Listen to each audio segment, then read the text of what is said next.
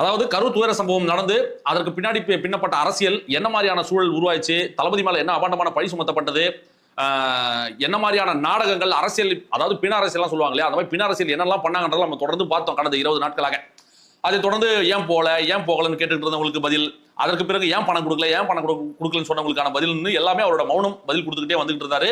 அந்த மக்களை வந்து சந்திக்கிறதுக்கான பல முயற்சிகள் எடுத்து அது கடைசியில் தோல்வியில் தான் முடிஞ்சுது. ஏன்னா அந்த மக்களை வந்து நாங்க அவங்க இடத்துக்கு போய் சந்திக்கணுன்றதுக்காக பல திட்டங்கள் போட்டு, ஆனா அது நடைமுறைக்கு சாத்தியம் இல்ல. கிட்டத்தட்ட 37 குடும்பங்கள் இருக்கு.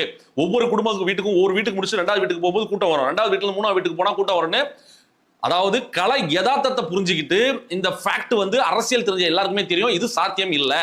அதனால எல்லாரையும் ஒரு இடத்துல கூப்பிட்டு பேசி அவங்களோட சோகத்தில் நம்ம கலந்துக்கணும், அவங்களோட துயரத்தில் நம்ம பங்கெடுத்துக்கணுன்றதுக்காக தளபதி முடிவெடுத்து தான் கரூர்ல பல இடங்கள்ல வந்து தேடி எங்கேயுமே மண்டபங்கள் கிடைக்கல. அவங்க ஒரு இடம் கொடுத்ததும் வந்து அது போதுமான வசதிகள் இல்லாத மாதிரியான இடமாகத்தான் இருந்ததுன்னு தெரிவிக்கிறாங்க.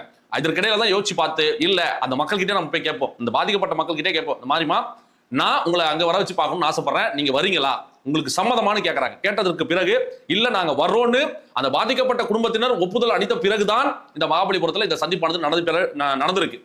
அதை தொடர்ந்து இன்றைய தினம் தளபதி அவர்கள் அந்த குடும்பத்துல எல்லாம் நேற்று இரவே வந்து அவங்க அந்த மண்டபத்துக்கு வர வைத்து அவங்களை தங்க வச்சு, இன்று காலை ஒவ்வொரு குடும்பமாக தனிப்பட்ட முறையில அவங்க கிட்ட போய் அவங்க கஷ்டங்கள் என்னன்னு கேட்டு என்னை மன்னித்து விடுங்கள்னு சொல்லி ஒவ்வொரு குடும்பம் கிட்டயும் தன்னோட சோகத்தை வந்து அவங்க கிட்ட பகிர்ந்திருக்காரு. மீளா துயரத்தில் நான் இருக்கேன், நீங்க வந்து உங்க உறவுகளை இழந்துட்டு நீங்க வந்து எந்த அளவுக்கு நீங்க அந்த வருத்தத்தில் இருக்கீங்களோ அதை விட நான் 100 மடங்கு வருத்தத்தில் இருக்கேன். ஏன்னா இறந்து போனது என் உறவுகள், என் குடும்பம்.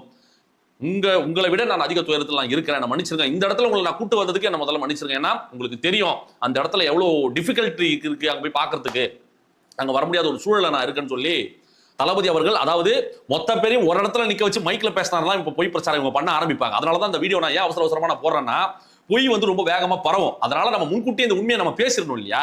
அதுக்காகத்தான் அந்த குடும்பங்கள் எல்லாருமே வந்து ஒவ்வொரு அறையில தங்க வைக்கப்பட்டாங்க.